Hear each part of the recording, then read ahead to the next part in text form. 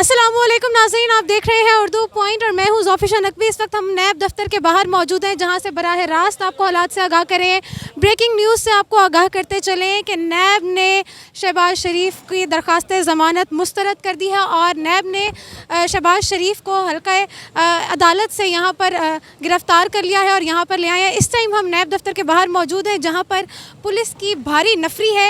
यहाँ पर आप मेरे पीछे देख सकते हैं, क्योंकि अभी यहाँ पर कुछ ही मिनट्स में शहबाज शरीफ को यहाँ पर लाया जा रहा है।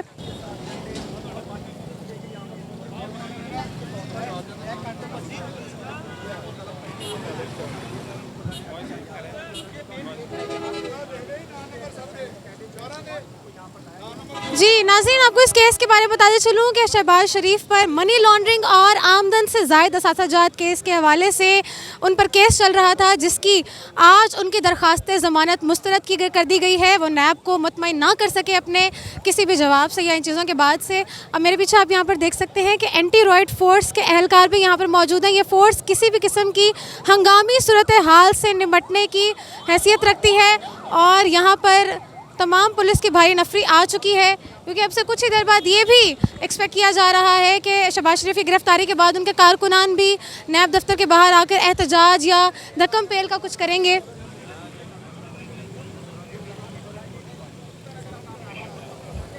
यहाँ की कार्रवाई के हवाले से अगर मैं आपको कुछ बताऊँ तो नैब दफ्तर में शहबाज शरीफ के लिए कमरा सुबह से ऑलरेडी तैयार कर लिया गया है। इस उनके कमरे की पहले से ही पेश की सफाई भी कर चुकी है। इसके अलावा यहाँ पर मेडिकल टीम मौजूद है, जो कि शहबाज शरीफ को यहाँ लाने के बाद सबसे पहले उनका मेडिकल मुआयना किया जाएगा, उनकी दिल की धड़कन, उनका शुगर लेवल, ये तमाम तिब्बी मुआयना करने के बाद अगली कार्रवाई का आगाज़ किया जाएगा।